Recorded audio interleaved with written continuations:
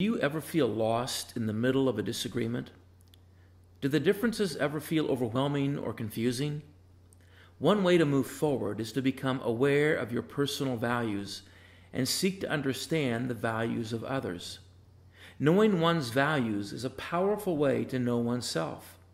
Understanding what another deems is important as well is a powerful way to uncover differences that divide. Values are expressed through our choice of words and actions, and the way we express ourselves comes from our culture. So, what feels normal to you? How did your values and ideas about life take shape? Where do you feel like an insider? Where do you feel like an outsider? We are all individuals, but we are shaped by our experiences and particularly the commonly held beliefs and practices of our subgroups. We are shaped by the time and history in which we are born. Our grandparents' world is very different than ours, and these differences have influenced us.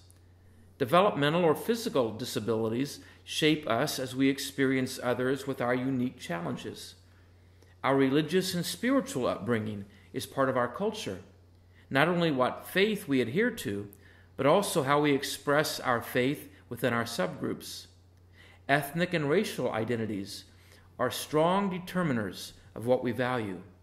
Sexual orientation and gender-specific values and characteristics help define who we are and what is important to us. Our national and regional origins influence what we know as comfortable and familiar. Whether one grew up poor, middle class, or wealthy has a lot to do with present values and the choices pursued. Different cultures have different ideas, values, and practices. Since we are comfortable with what we know, those who are different can be judged. When we are different, we can be judged. Norms, that is, practices that are normal for us, are one way a person can sense if he or she is an insider or outsider. For example, attending a formal occasion with informal dress can make one feel uncomfortable.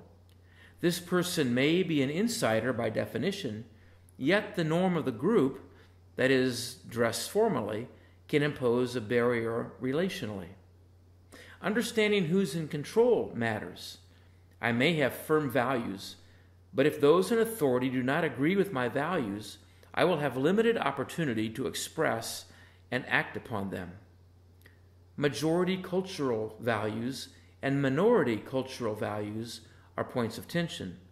When a dominant group imposes values upon a minority group, then the relationship is no longer invitational, but instead becomes presentational and confrontational. A teacher can impose a set of values upon the class or celebrate differences. The teacher may have control of the class, but is not guaranteed relationship. Most educators agree that teacher-student relationship is an essential part of the learning. Widening our relational circles is important for our personal growth and enrichment. In the last video, we will focus on how to remain invitational without compromising one's own personal values.